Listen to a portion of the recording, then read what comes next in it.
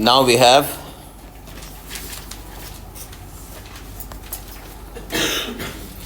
experimental errors.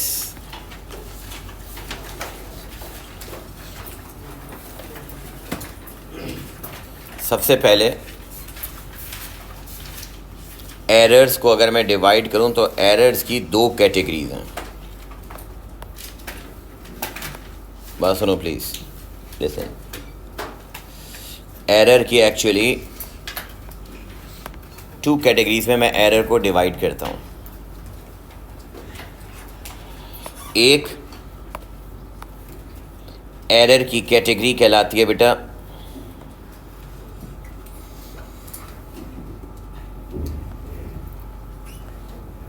Random and systematic error.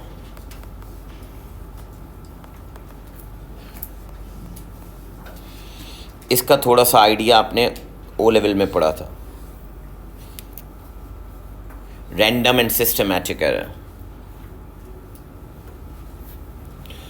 दूसरा कहलाता है आपका, जो नया है बिल्कुल, ये तुमने पहले नहीं पढ़ा था, that is called precision and accuracy.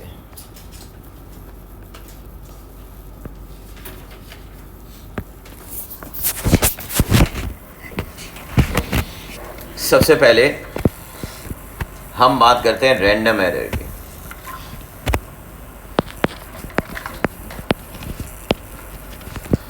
What is random error? इसको ह्यूमन एरर भी कहते हैं.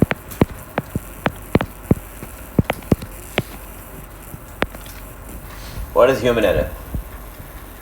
तुमने कोई एक्सपेरिमेंट परफॉर्म किया और उस एक्सपेरिमेंट परफॉर्म करने में ह्यूमन रिएक्शन टाइम की वजह से या कोई एक्सटर्नल फैक्टर्स वेरिएबल जो हों उनकी वजह से जो एक्सपेरिमेंट में एरर आता है उसको रैंडम एरर कहते हैं. Random error is generally bye observer.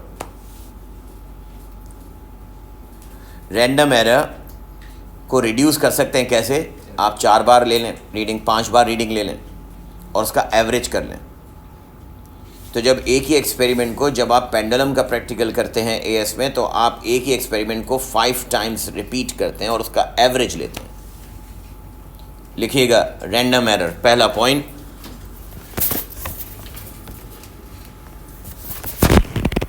It is the error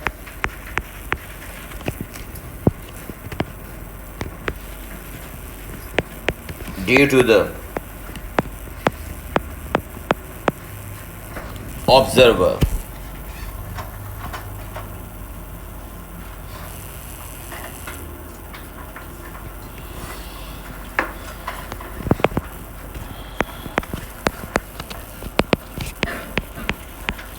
this error can be reduced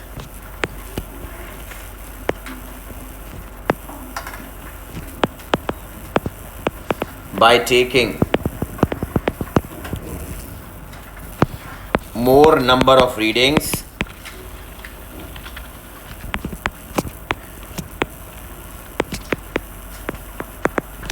and get their average.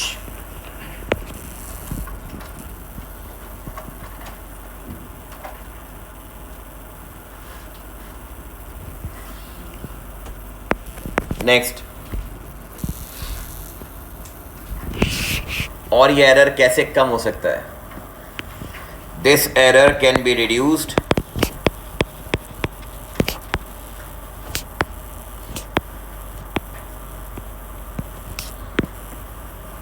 By changing an observer.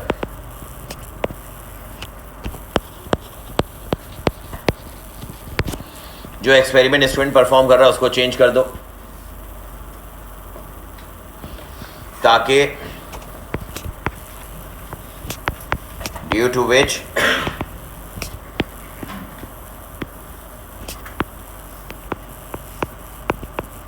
human reaction time may be decreased.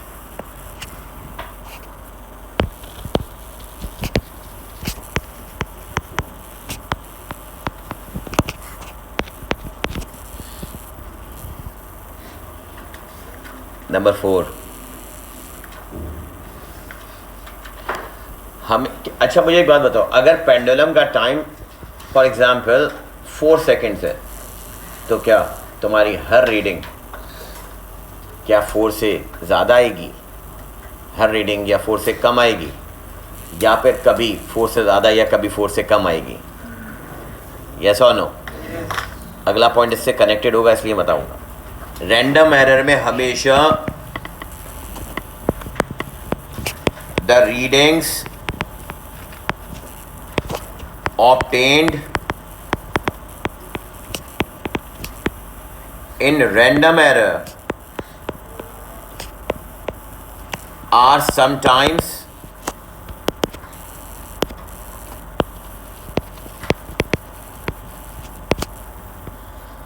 above or sometimes below the true or actual value.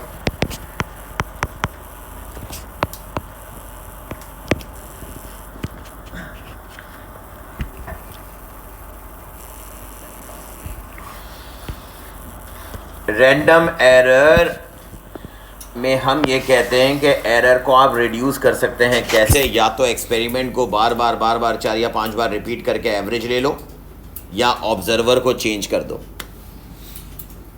हो सकता है किसी student का human reaction time ज़्यादा हो, भाई late से slow हो, अगर स्टूडेंट स्लो भी होगा तो भी एरर आएगा बार बार। रैंडम एरर की निशानी ये होगी कि कभी ज़्यादा होगा कभी कम होगा एक्चुअल वैल्यू से। दूसरा कहलाता है आपका number 2 is called systematic error.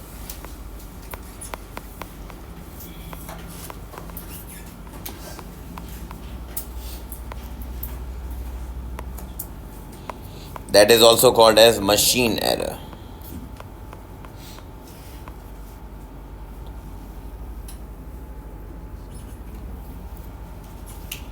Now, अब मशीन एरर क्या है?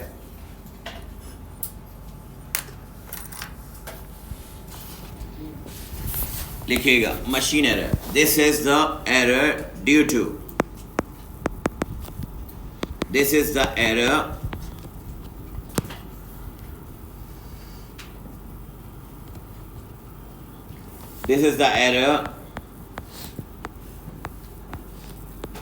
due to machine or instrument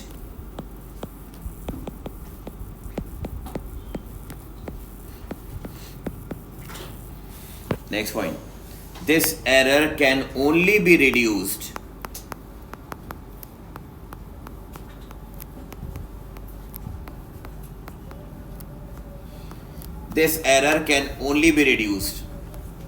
by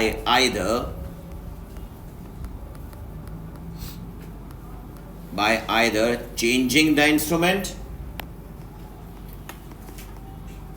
या तो इंस्ट्रूमेंट ही बदल दो क्योंकि इंस्ट्रूमेंट में एरर है, by changing the instrument or by adjusting the zero error.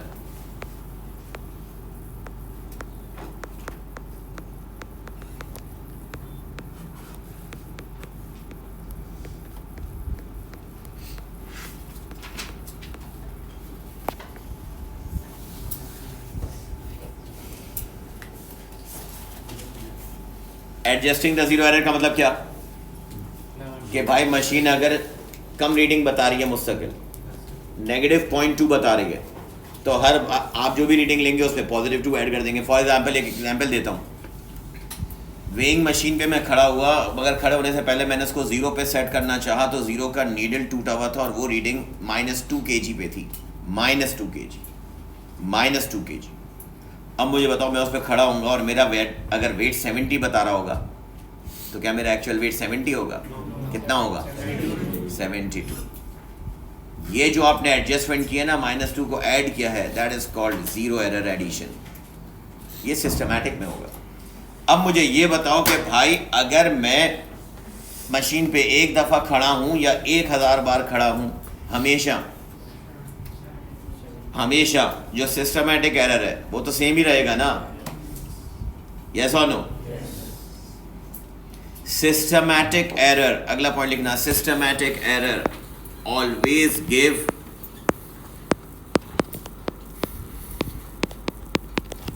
systematic error always give either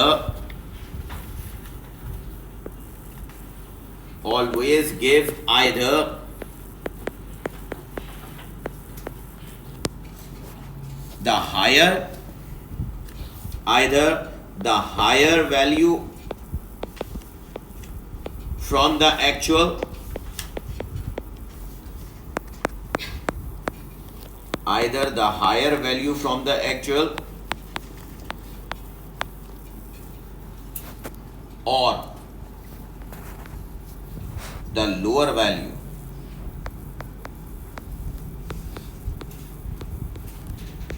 of the actual.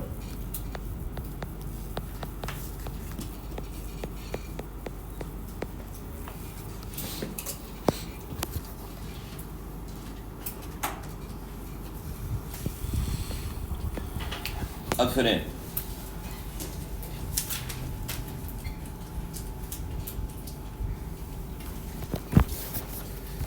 एक एग्जाम्पल देता हूं, ये समझना। ये जो मैंने लास्ट पॉइंट बताया इसका मतलब क्या है, पहले ये दो एग्जाम्पल लिसन बेटा। अगर मेरे पास ये एक टारगेट है, उस टारगेट को मुझे हिट करना है, सही है। अब मैं दो सिचुएशन बता रहा हूं, लिसन। इस टारगेट पे बिल्कुल सेंटर पे आपको हिट करना है और आपको गन दे दी या कुछ भी दे दिया, आपको इस पे हिट करना है, निशाना लगाना है। अब मुझे ये बताओ सोच के कि अगर मैं यहाँ पर, ये बीच का टारगेट है जिस पर आपको फुल प्राइस मिलेगा, अब आपने इस पे टारगेट लगाना है। मुझे एक बात ये बताएंगे, अगर मेरा सारा निशाना इस तरफ आ जाए, 10 अटेम्प्ट किए, 10 के 10 अटेम्प्ट यहाँ हैं, तो ये मेरी गलती है या इंस्ट्रूमेंट की गलती है? किसकी गलती है? ये इंस्ट्रूमेंट की गलती है। अगर मेरी गलती हो तो मेरा एक निशाना इधर और एक निशाना इधर आए, अब ये मेरी गलती है। Please listen. अगर सपोज करो कि मैं गन से हिट कर रहा हूँ और मेरा निशाना बड़ा परफेक्ट है, गन से मैं हिट कर रहा हूँ, मगर गन की जो आगे पॉइंटेड है वो पॉइंटर ही गन का थोड़ा सा टर्न हुआ है, टेढ़ा है आगे, तो मशीन कह रहा है ना भाई। अब इसका मतलब आप कहेंगे कि यहाँ पर ये लार्ज, समझना ज़रा, ये लार्ज सिस्टमैटिक एरर है।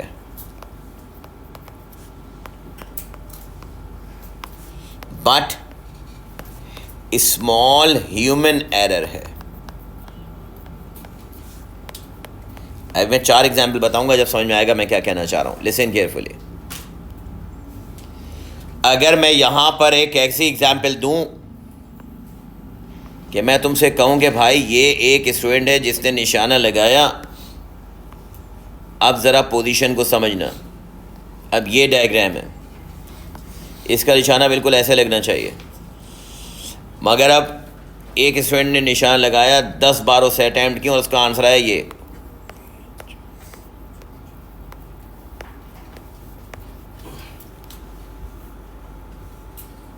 अब इसमें क्या प्रॉब्लम है? अब इसमें मशीन का भी एरर है। देखो इसकी एक्चुअल वैल्यू भी, इसका एवरेज, ऑन एवरेज इसका देखो तो यहाँ कहीं आएगा तकरीबन, यस और नो? इसका मतलब इसमें लार्ज सिस्टमैटिक है एंड लार्ज रैंडम एरर है। देखते जाएं ज़रा, एक और एग्जाम्पल देता हूं। मुझे एक बात ये बताएं कि अगर मैंने आपको ये एक टारगेट लगाने के लिए दिया, मैंने कहा कि ये बीच में सेंटर में इसका एक्चुअल निशाना है, और अब तुमने हिट किया कभी इधर कभी इधर कभी इधर कभी इधर, ऐसे कभी इसके करीब भी। अब मुझे बताओ, ये मशीन भी परफेक्ट है, मशीन में कोई ख़राबी नहीं है, यस और नो? मशीन में भी कोई ख़राबी नहीं है और तुम्हारा निशाना भी परफेक्ट है। इसका मतलब आप कहेंगे यहाँ पर मशीन भी परफेक्ट है, तो small systematic and small random error. Number 4 वाले में बताना। नंबर 4 वाला कह रहा है कि भाई मशीन में कोई गलती नहीं है, गलती आप में है कि कभी आप रीडिंग ज़्यादा ले रहे हैं, कभी आप रीडिंग कम ले रहे हैं, कभी तुम बहुत देर दूर निशाना लगा रहे हो, कभी तुम बहुत करीब लगा रहे हो, कभी राइट लगा रहे हो, कभी लेफ्ट लगा रहे हो। इसका मतलब मशीन परफेक्ट है, small systematic and large random error.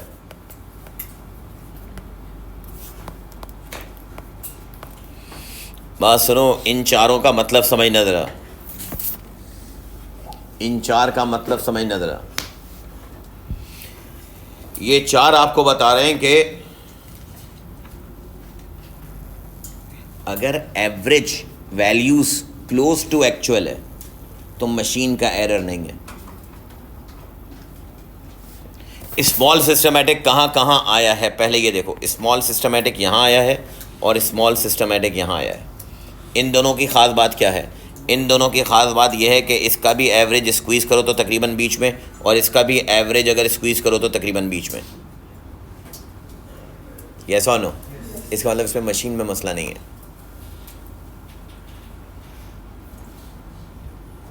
यानी एवरेज अगर एक्चुअल के करीब है, एवरेज एक्चुअल के करीब है, तो ये सिस्टमैटिक एरर नहीं है।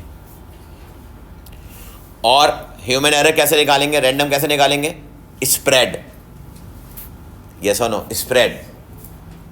वैल्यूज़ अगर करीब करीब हैं तो करीब करीब वाली वैल्यूज़ समझना ज़रा कि मैं क्या कह रहा हूँ। अगर वैल्यूज़ करीब करीब हैं, मैं तुम्हें 10 एक्सपेरिमेंट करने के लिए दूँ और 10 के 10 एक्सपेरिमेंट में तुम्हारी रीडिंग बिल्कुल करीब करीब आ रही हो, तो इसका मतलब स्मॉल रैंडम एरर है। और यहाँ भी करीब करीब आ रही है तो स्मॉल ह्यूमन या रैंडम एरर है। ह्यूमन या random error the same thing. Yes और नो? अब मुझे एक बात बताना ज़रा, ये एक स्टाइल है क्वेश्चन पूछने का, दूसरा स्टाइल मैं अब आपको ये बता रहा हूँ।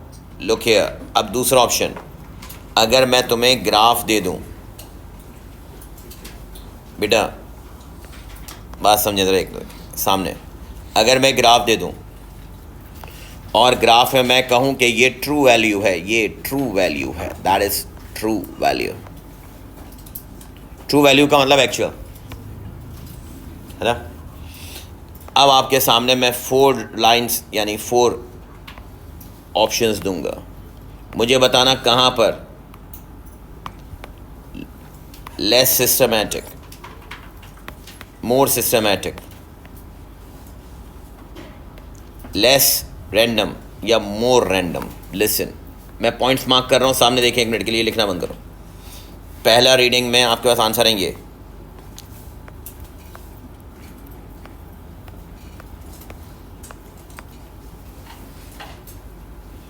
दूसरे में आंसर आएंगे,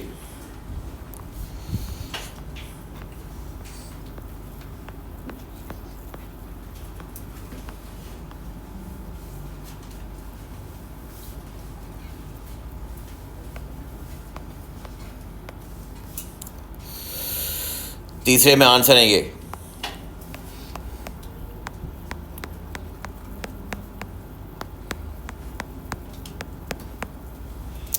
फोर्थ में आंसर आएंगे।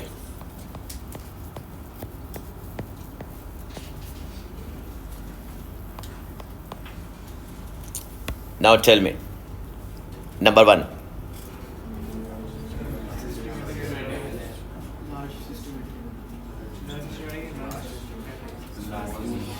यहाँ पर वैल्यू ये है कि ये वैल्यूज़ इस तरह से स्प्रेड हुई हुई हैं।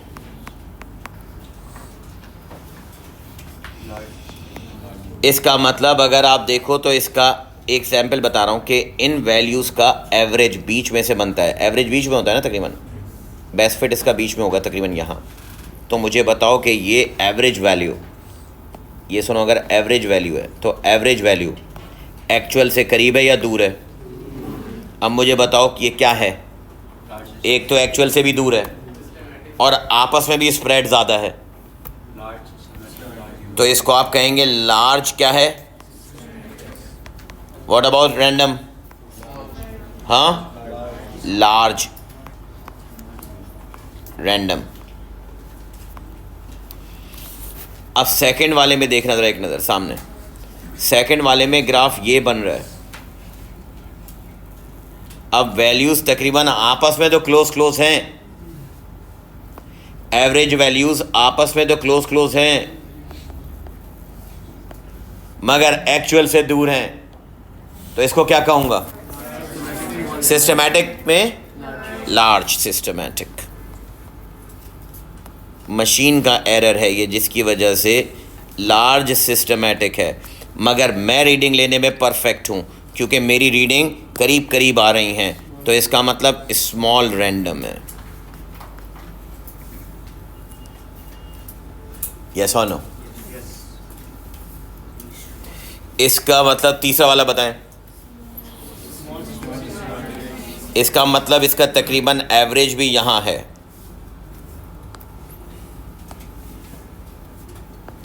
ये एवरेज यहाँ है, तो क्या लिखेंगे इसको? Small systematic, large random. अब लास्ट वाले में देखें तो ये आपके पास तकरीबन एवरेज है, अप्रॉक्सीमेट। यहाँ आप कहेंगे small systematic.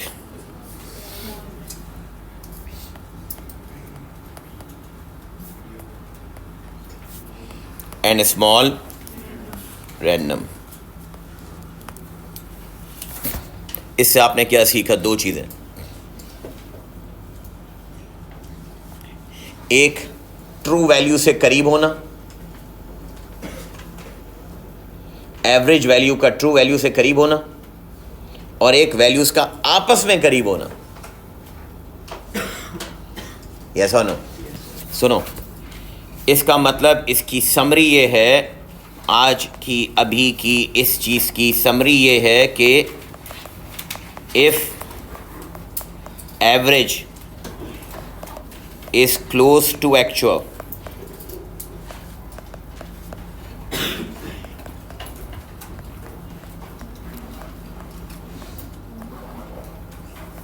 then less systematic. If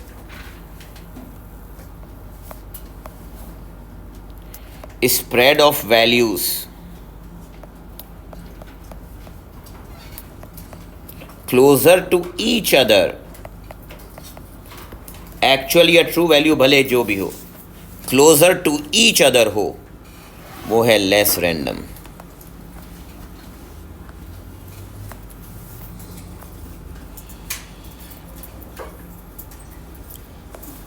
average का एक्चुअल से करीब होना लेस सिस्टमैटिक बनाता है, मगर वैल्यूज़ का आपस में क्लोज़र होना लेस रैंडम बनाता है। एग्जैक्टली यही सेम चीज़ प्रिसीशन और एक्यूरेसी में आ जाएगी। नाम बदल जाएगा, सेम चीज़ होगी, नाम बदल दूंगा इसका। इसी सिस्टमैटिक और रैंडम एरर को हम प्रिसीशन और एक्यूरेसी में डिस्कस करते हैं।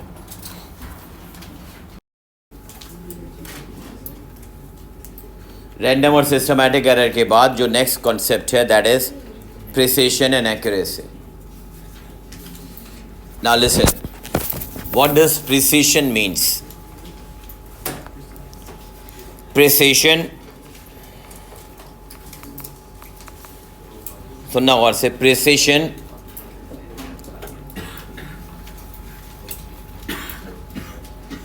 Precision determines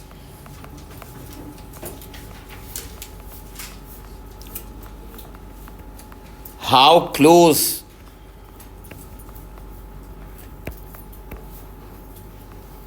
the values are among each other.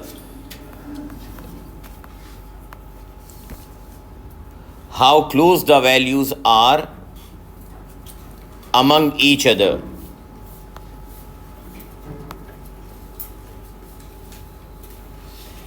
Accuracy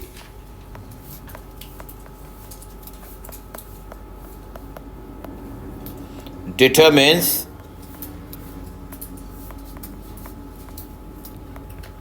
how close the values are from the true value.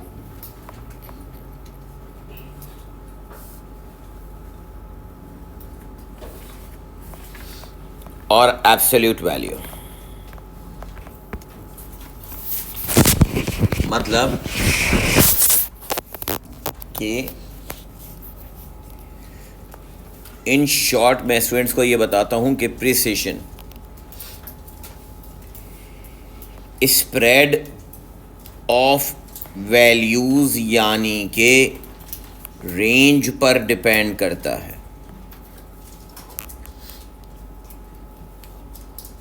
Range पर डिपेंड करता है। और एक्यूरेसी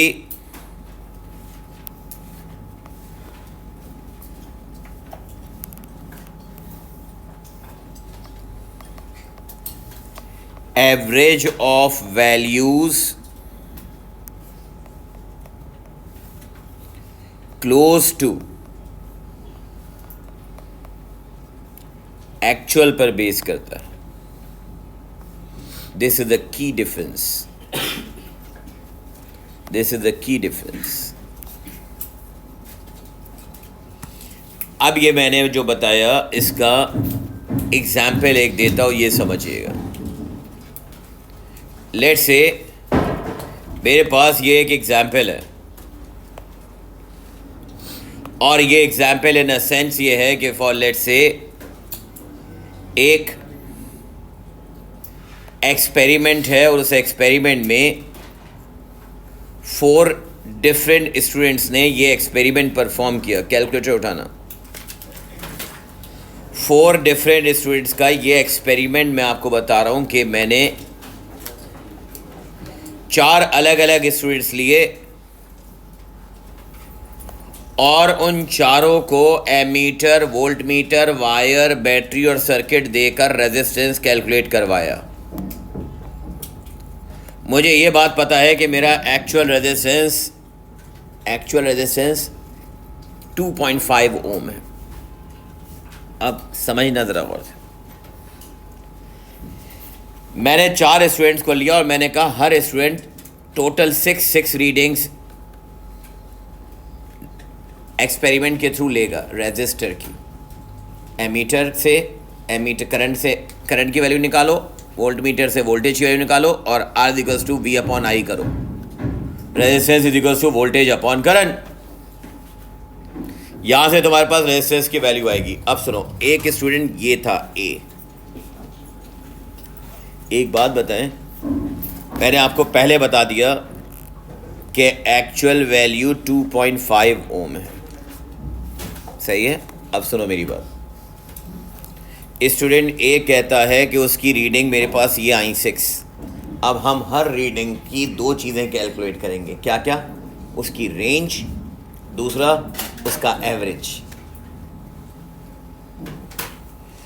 रेंज का मतलब मिनिमम और मैक्सिमम का डिफरेंस।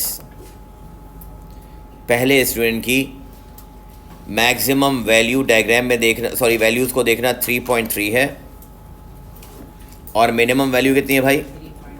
3.1। कितना आंसर? 0.2। दूसरे वाले की रेंज देखें, मैक्सिमम वैल्यू कितनी है? Sorry 2.85 maximum value. Minimum value कितनी है भाई? 2.3 माइनस करना जरा कितना? 0.55। स्टूडेंट सी की रेंज निकालें तो मैक्सिमम वैल्यू कितनी है? 3.34 सॉरी मैक्सिमम 3.4। मिनिमम कितनी है? डिफरेंस कितना है? 1.1 की रेंज में है। स्टूडेंट डी का 2.65 माइनस 2.4, आंसर कितना? अब मेरा बेटा एक बात सुनो, मैंने तुम्हें कहा रेंज, तुमने कहा रेंज या स्प्रेड ऑफ वैल्यूज डिपेंड करता है प्रिसिशन पे। एक स्टूडेंट जो कि मिनिमम 3.1 मेजर करता है और मैक्सिमम 3.3 मेजर करता है तो उसकी वैल्यूज आपस में करीब करीब कंसिडर होंगी। तो ऐसी रीडिंग को आप फिजिक्स में कहेंगे good precision. That is called good precision. Values are closer to each other. मगर देखो, तुम एक दफ़ा एक्सपेरिमेंट परफॉर्म कर रहे हो, सोचो ज़रा, एक दफ़ा एक्सपेरिमेंट परफॉर्म कर रहे हो, तुम्हारी रीडिंग आ रही है 2.3, अगली बारी कर रहे हो तो 2.8। फ़र्क है ना भाई, दोनों में अच्छा खासा फ़र्क है। तो आप इसको कहेंगे बैड प्रिसिशन।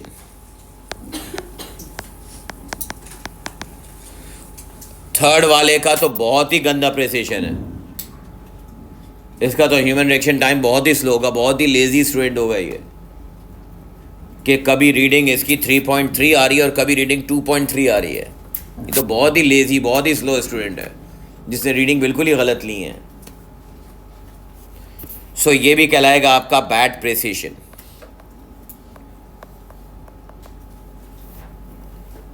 यहां पर वैल्यू देखो 2.65 और 2.4, सारी वैल्यूज आपस में करीब करीब हैं, कभी 2.4, 2.5, बहुत छोटा सा मार्जिन है डिफरेंस का। तो यहां पर आप कहेंगे गुड प्रिसिशन। एक बात नोट करें और ये बात दिमाग में रखें कि प्रिसिशन को देखते हुए, प्रिसिशन को कंसिडर करते हुए मैंने एक्चुअल वैल्यू नहीं देखी क्या थी, भले एक्चुअल कुछ भी हो। प्रिसिशन कहीं साइड में लिख लेना, precision does not depend upon the actual value. Precision actual value पर डिपेंड नहीं करता। Precision does not depend on the actual value. Precision does not depend on true या actual value, but it depends how values close to each other.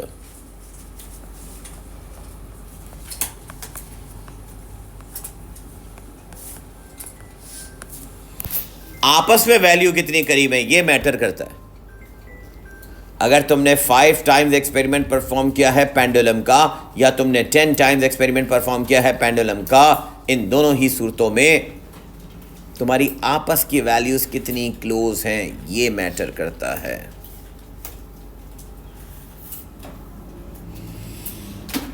अगर आपस की values आपस में small range में होंगी, याद रखना ये वर्ड जो मैंने बताया ना, इसका ताल्लुक होगा आगे एमसीक्यूज में, रेंज प्रिसिशन से ताल्लुक है। अब आ जाएं एक्यूरेसी। कैलकुलेटर उठाओ, हर डेटा वैल्यू की सारी वैल्यूज को ऐड करके अगर 6 है तो 6 से डिवाइड करो, मुझे एवरेज बताओ।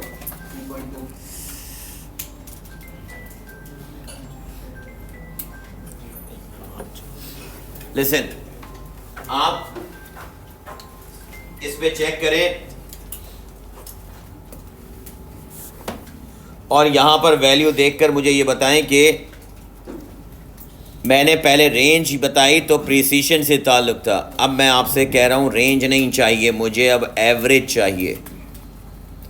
एवरेज का मतलब बेटा 5 वैल्यूज़ को ऐड करें और 5 से डिवाइड करें, सॉरी 6 वैल्यूज़ ऐड करें और 6 से डिवाइड करें।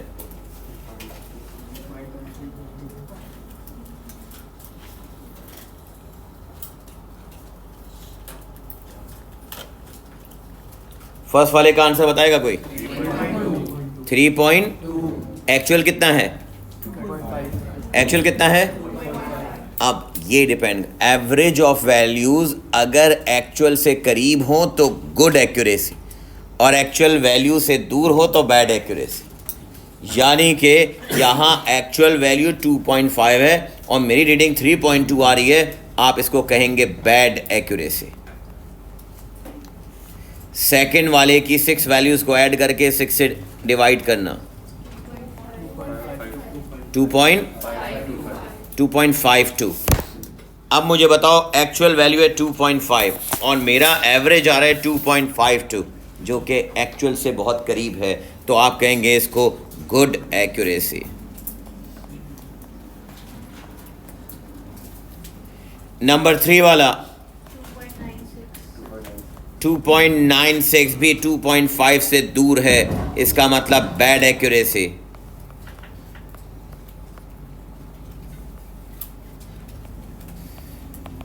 लास्ट वाले का एवरेज बताओ, 2.52 अप्रोक्सीमेट, तो इसका मतलब है good accuracy.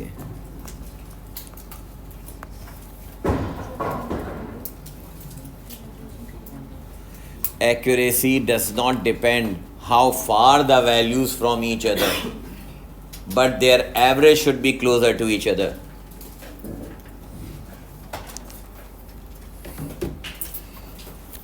Accuracy does not depend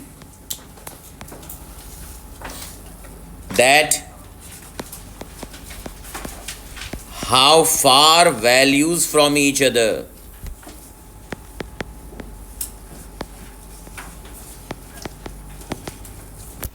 How far values from each other, but their average should close to actual value. उनका एवरेज जो है वो क्लोज के करीब होना, एक्चुअल के करीब होना चाहिए, यानी उनका एवरेज जो है वो ट्रू वैल्यू के करीब होना चाहिए। आपस में वो बोले आपस में डिफरेंस कितना हो। अब सुने, यहाँ पर मैं एक एग्जाम्पल दिखाऊंगा, इसको समझना। Listen, look at this.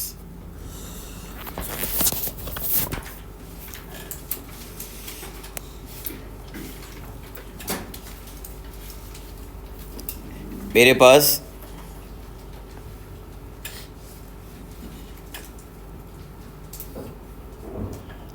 यहाँ पर आपको समझाने के लिए एक ग्राफ है,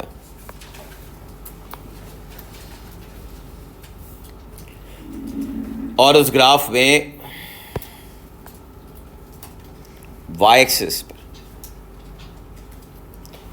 number of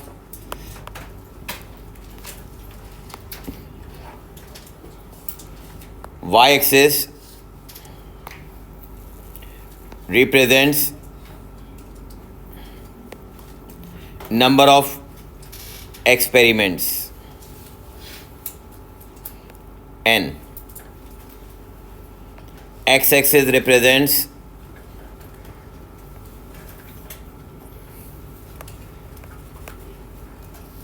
the data values x। अब मुझे ये बताएं ज़रा, सामने देखो कि ये ग्राफ में मैंने तुम्हें एक ये डॉटेड लाइन दिखाई,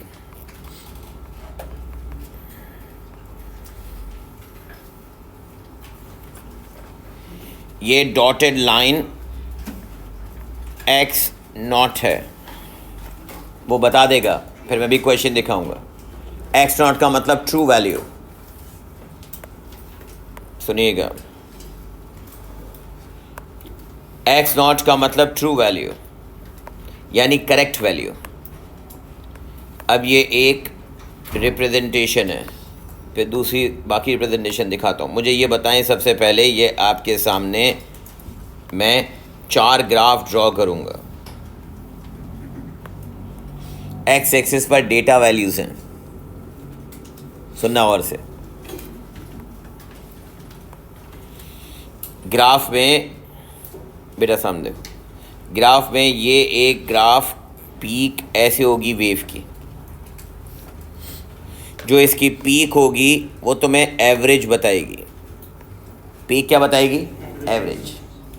और जहाँ से स्टार्ट और जहाँ पे एंड हो रहा है ये तुम्हें बताएगा क्या? रेंज। क्या बताएगा? अब देखना, पीक बताएगी एवरेज। हाँ, अगर मैं आपसे कहूँ कि मेरे पास पहला ग्राफ है, लुक हियर, और मेरा पहला ग्राफ इस तरह से है,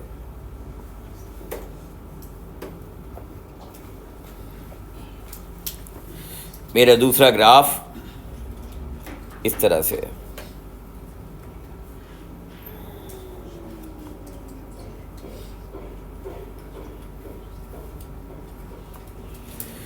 मेरा तीसरा ग्राफ इस तरह से है,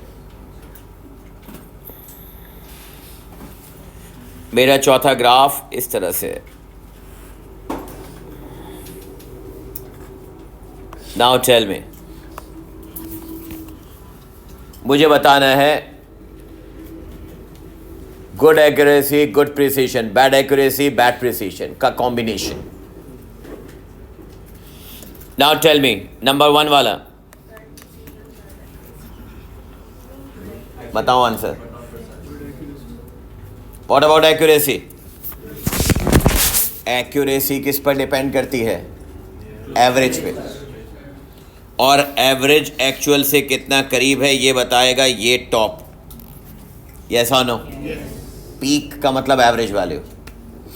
अगर बेटा एवरेज वैल्यू एक्चुअल वैल्यू से करीब है, ये जो सब में डॉट डॉट मैंने लाइन बनाई है वो एक्चुअल वैल्यू है। यस और नो? तो मुझे एक बात ये बताएं कि यहाँ पर आप कह रहे हैं ये पर्पल वाला एवरेज वैल्यू जो एक्चुअल डेटा वैल्यू है उसके करीब है, तो इसको आप क्या कहेंगे? ये क्या चीज़ है?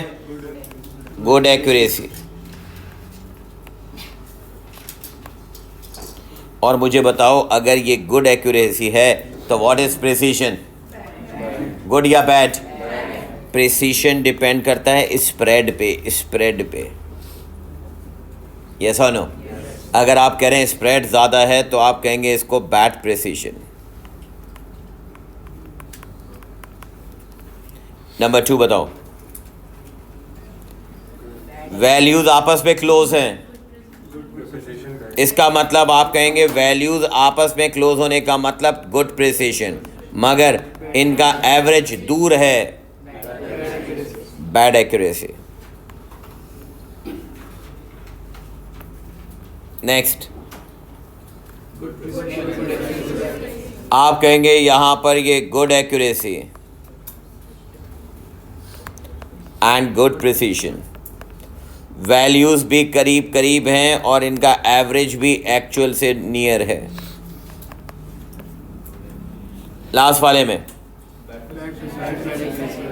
दोनों bad accuracy and bad precision. देखो इसकी 2 एग्जाम्पल्स और हैं, ये देखें पहले, ये आपके सामने सारी एग्जाम्पल। अगर एक्चुअल वैल्यू, एक और एग्जाम्पल देखना, फिर इसकी सब पिक्चर ले लेना, बाद में घर पे ड्रॉ करना। देखो ये एक्चुअल वैल्यू है ऑरेंज वाली, इन सब में एक्चुअल वैल्यू ऑरेंज वाली है। अब मुझे ये बताएं कि ये सारी वैल्यूज़ आपस में भी स्प्रेड ज़्यादा है, आपस में भी दूर हैं, और इनका एवरेज, ये जो ग्रीन वाली लाइन है ये भी ऑरेंज वाली से दूर है, तो इसका मतलब ये दोनों बैड हैं। यस और नो? दोनों बैड हैं।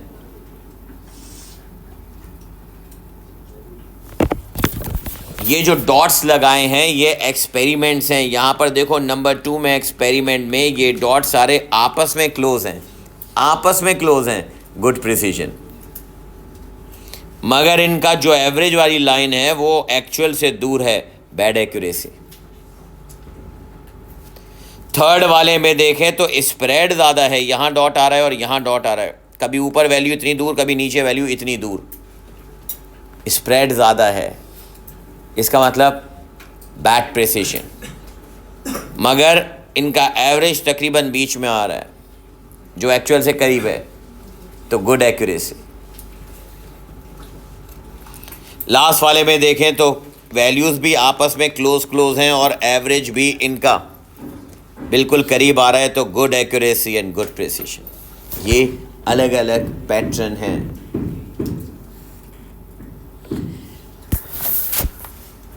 मुझे एक बात ये बताओ, यहाँ देखना, ये अगर सारे स्पॉट्स करीब करीब करीब करीब लगें तो आप कहेंगे गुड प्रिसीजन, मगर बाकी चारों देख लें, ये खुद भी सिस्टमैटिक और रैंडम एरर से मिलते जुलते हैं। समझ आ रही है बात? सुनो और ये बहुत ध्यान में रखना, रैंडम एरर किस वजह से होता है? अच्छा, मैं एकदम से सवाल दिखा दूंगा अभी। रैंडम एरर किस वजह से होता है? क्या सिर्फ ह्यूमन की वजह से? रैंडम में मशीन का एरर कैसा होगा? तो फिर तुम तो सिस्टमैटिक कह रही हो ना मशीन। मैं कह रहा हूँ रैंडम एरर किस किस वजह से हो सकता है? तो आपने कहा ह्यूमन एरर की वजह से। तुमने नाम लिया ज़ीरो एरर का, तो ज़ीरो एरर रैंडम नहीं होगा भाई, ज़ीरो एरर तो सिस्टमैटिक होगा, वो तो मशीन में होगा ना ज़ीरो। रैंडम एरर क्या सिर्फ ह्यूमन एरर की वजह से होगा? और क्या हो सकता है? शाबाश, एनवायरमेंटल। आप एक्सपेरिमेंट लैब में परफॉर्म कर रहे हैं, सोचो ज़रा, अगर तुम लैब में प्रैक्टिकल परफॉर्म कर रहे हो और लैब की खिड़की खुली है तो एक दफ़ा ब्रीज चली है, हवा चली है, अगली बार नहीं चली, तो एक्सटर्नल फैक्टर आ गया। स्टूडेंट की भी गलती नहीं है, ऑपरेटर भी बिल्कुल ठीक है, मगर ऐसा एक्सटर्नल फैक्टर जो यूनिफॉर्म ना हो, तो उसकी वजह से भी तो रैंडम एरर आएगा। कभी हवा चल रही है, कभी हवा नहीं चल रही, तो पेंडुलम का टाइम पीरियड कभी डिफरेंट होगा, कभी डिफरेंट होगा भाई, कभी ज़्यादा होगा, कभी कम होगा। समझिए बात? MCQs में आपके पास जो ऑप्शंस होंगे वो बहुत क्लोज होंगे, इसलिए बहुत ध्यान से समझना। I am talking about systematic error and random error, और दूसरी तरफ मैं बात कर रहा हूँ प्रिसीजन और एक्यूरेसी। ये सब आपस में क्लोज हैं, इनके क्वेश्चन भी सारे आपस में क्लोज हैं। रिमेंबर, मैंने अभी आपसे ये बात की, अब इस बात पर मैं अभी क्वेश्चन वगैरह छोड़ दो, मैं आपको ग्रुप में सब भेज दूंगा, सॉरी पिक्चर्स छोड़ दो, अभी क्वेश्चन देखो जरा। लिसन, मेरे सामने ये क्वेश्चन है, लुक एट क्वेश्चन नंबर 2।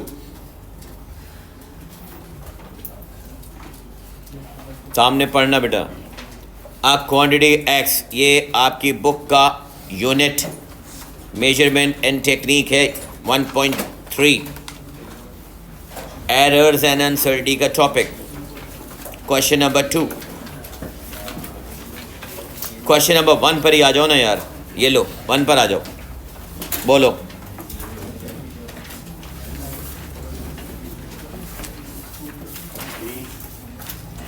बात सुने सुने सुने, सामने देखें। Student carries out a series of determination of the acceleration of free fall. अब मुझे ये बताओ कि हमें अर्थ की सरफेस पर एक्सेलरेशन ऑफ फ्री फॉल बचपन से पढ़ते हुए आ रहे हैं, कितना होता है भाई? कितना होता है? 9.8 मीटर पर सेकेंड स्क्वायर। समझ आ रही बात?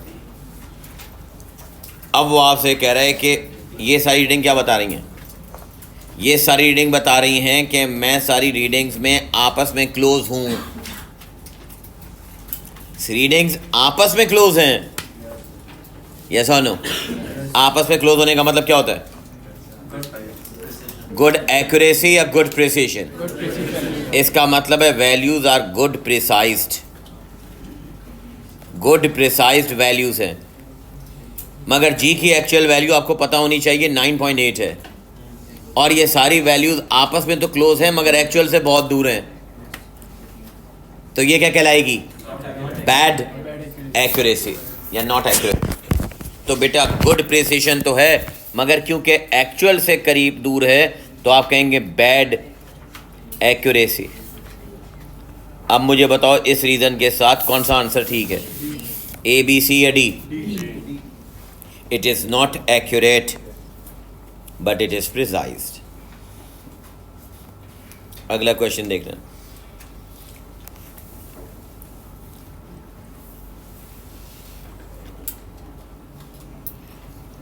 The quantity x measured many times, graph plotted showing number n times particular x obtained, x is a true value, x is a true value, x not true value भाई, which could be obtained for the large systematic but small random। Random का ताल्लुक किससे पता है? Precision से। Random relates to precision. Random का मतलब होता है स्टूडेंट एरर नॉर्मली, और वो स्टूडेंट एरर नहीं होगा, कम होगा जब वैल्यूज आपस में करीब करीब होंगी, और जब वैल्यूज आपस में करीब करीब होंगी तो प्रिसिशन होगी। Good precision means less random error. लिख लो साइड में कहीं, good precision means less random error.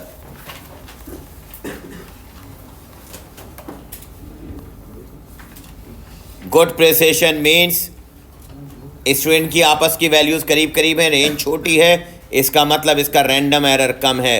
Good precision means less random error.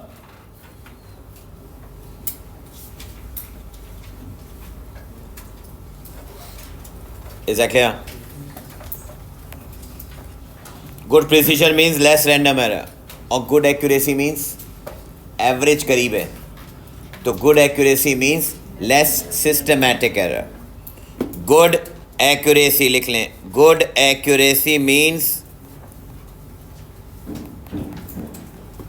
Less systematic error. ये छोटे छोटे पॉइंट्स काम आएंगे। अब पढ़े जरा, वो सवाल में कह रहा है कि सिस्टमैटिक एरर लार्ज है। सुनो, अगर लार्ज सिस्टमैटिक एरर है तो इसका मतलब बैड एक्यूरेसी है। बैड एक्यूरेसी का मतलब एक्चुअल से दूर है, एवरेज एक्चुअल से दूर है, यस और नो? मगर स्मॉल रैंडम एरर है तो वैल्यूज आपस में करीब करीब है, यस और नो? इस पूरे टेबल में देखो, जहां स्मॉल आपस में तो करीब हो मगर एवरेज दूर हो, सी इज द आंसर। अगर मैं दोबारा बताऊं, समझो ज़रा इसको, कि यहाँ पर स्प्रेड देखो छोटा है, यहाँ पर स्प्रेड बड़ा है, यहाँ पर स्प्रेड छोटा है, यहाँ पर स्प्रेड बड़ा है। चलो ऐसे समझो, चारों को बताता हूँ अलग अलग। यहाँ पर आप कहेंगे, एवरेज की बात कर रहा हूँ, यहाँ क्या कहोगे? बैड प्रिसिशन कहोगे ना भाई। इसका मतलब कभी स्टूडेंट यहाँ वैल्यू ले रहा है, कभी स्टूडेंट यहाँ वैल्यू ले रहा है, कभी स्टूडेंट यहाँ वैल्यू ले रहा है, दूर दूर वैल्यूज आ रही हैं स्टूडेंट की, यस और नो? अगर दूर दूर वैल्यू आ रही हैं तो आप इसको कहेंगे लार्ज रैंडम एरर। एक एक चीज़ बता रहा हूँ, आगे मिस्टेक नहीं होनी चाहिए। इसको आप कहेंगे लार्ज रैंडम एरर। अगर बैड प्रिसिशन है तो लार्ज रैंडम एरर होगा, यानी स्टूडेंट की वैल्यू दूर दूर आ रही होगी, स्टूडेंट का एरर ज़्यादा होगा। यही चीज़ पॉइंट बी पर भी आप कहेंगे, यस और नो? मगर जहाँ वैल्यू करीब है वहाँ पर आप कहेंगे गुड प्रिसिशन।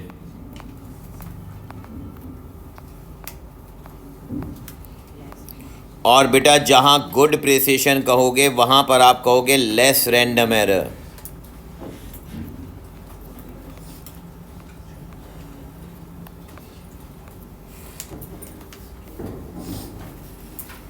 यहाँ लेस रैंडम एरर है क्योंकि वैल्यूज़ आपस में क्लोज हैं।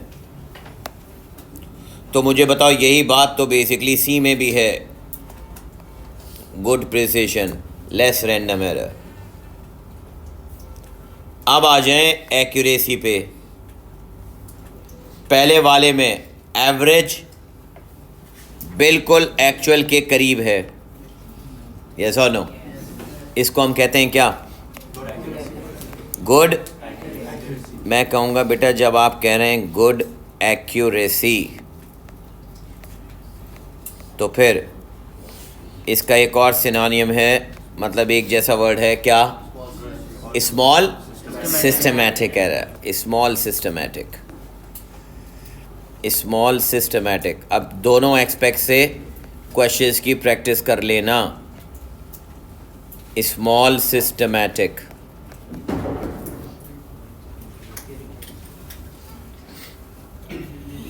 इसका मतलब ये है कि अगर ये गुड एक्यूरेसी है और स्मॉल सिस्टमैटिक है तो पार्ट सी में भी तो गुड एक्यूरेसी होनी चाहिए और स्मॉल सिस्टमैटिक होना चाहिए, यस और नो? ऐसे ही है ना भाई? यस और नो? यस बोल रहे हो, कम से कम देखो तो ना यार, मैं जो गलत बोल रहा हूँ उसको भी सही बोल रहे हो।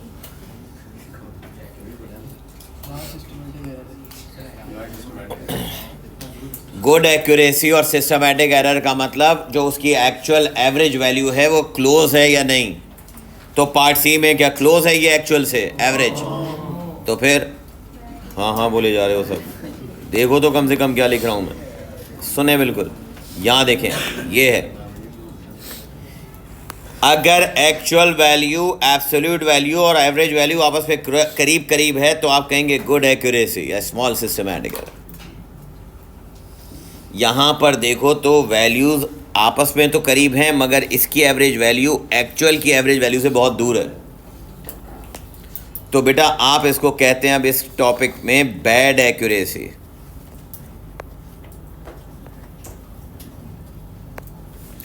और जब मैं लिख रहा हूँ बैड एक्यूरेसी तो आप इसको कहेंगे क्या? Large systematic error.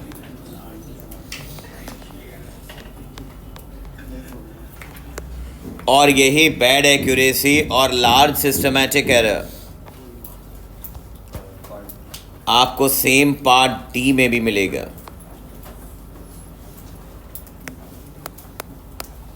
ये है ओवरऑल इसकी समरी, इसको समझ लें। एक क्वेश्चन में मैंने आपको सब बता दिया।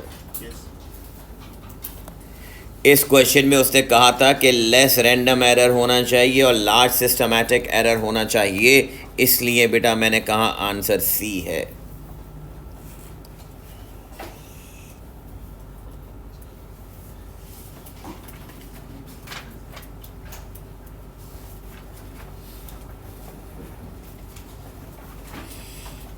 अब सुने,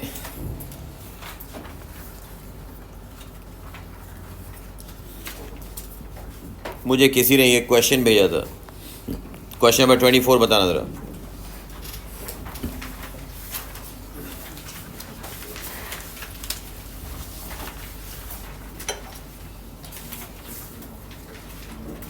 क्वेश्चन 24,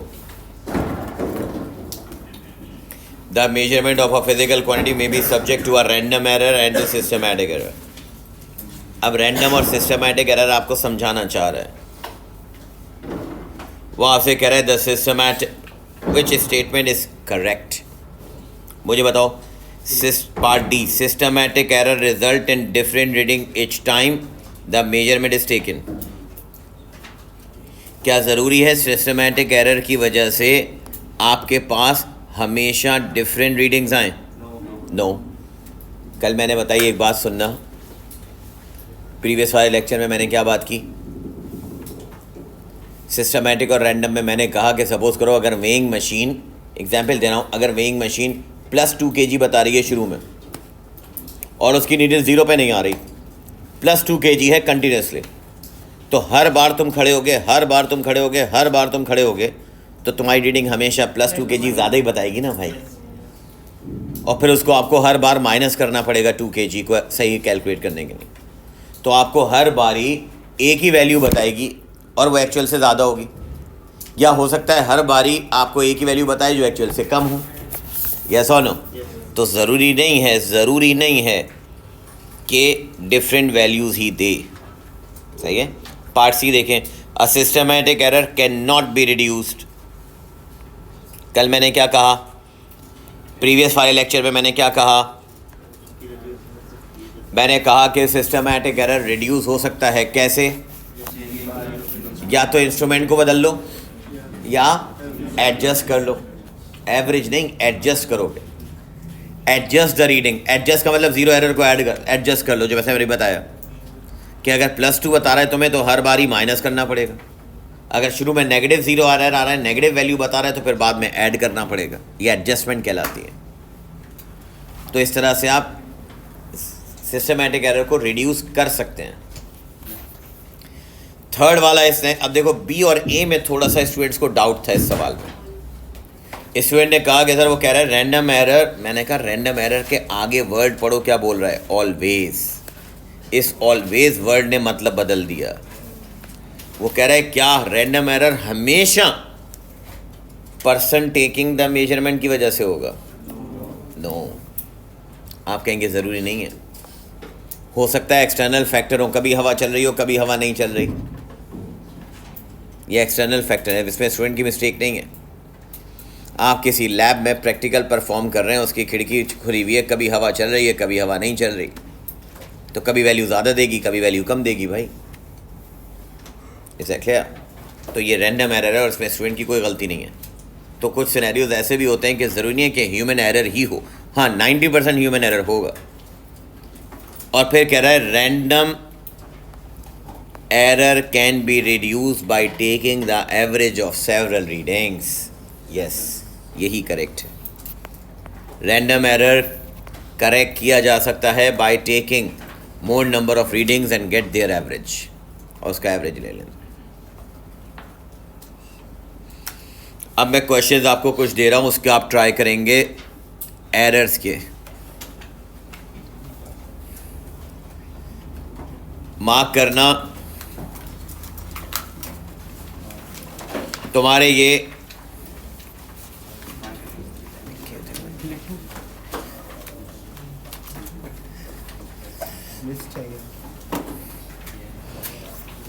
आपके पास ये जो मेजरमेंट टेक्निक है, इस मेजरमेंट टेक्निक में सिस्टमैटिक और रैंडम एरर के क्वेश्चंस बता रहा हूँ, लाइन से नोट कर लें। इस पे सिस्टमैटिक रैंडम एरर भी आ जाएगा और प्रिसीजन और एक्यूरेसी भी।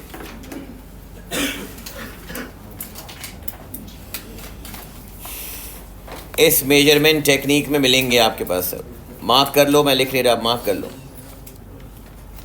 पहली लिस्ट है मेरे पास 1, 12, 18, 32।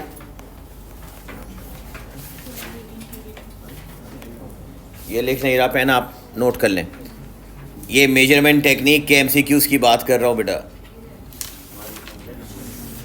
ये जो एमसीक्यूज़ है इसकी बात कर रहा हूँ, ये लिख लें। आपके पास मार्क नहीं करो फिर टाइम नहीं कर पाओगे। 1, 12, 18, 32,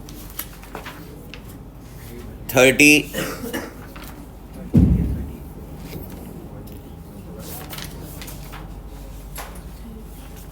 32 लिख लेना।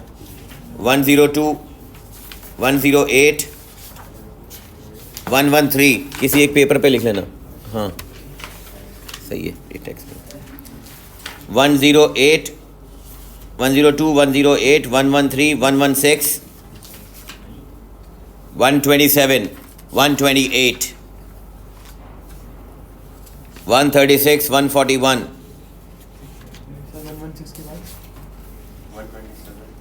127, 128, 136, 141, 153,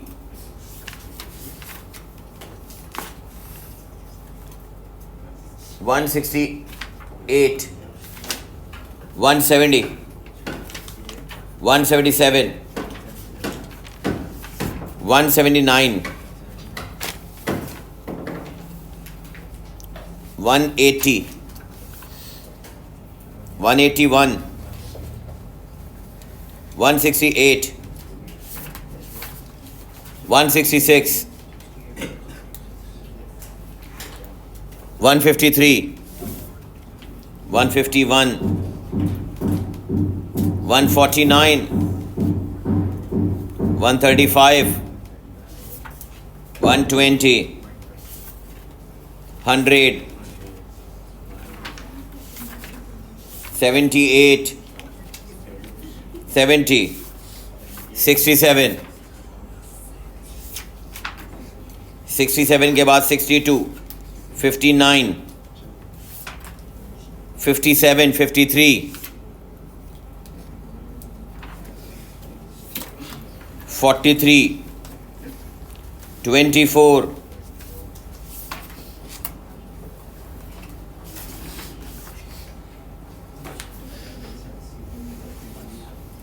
114, 146,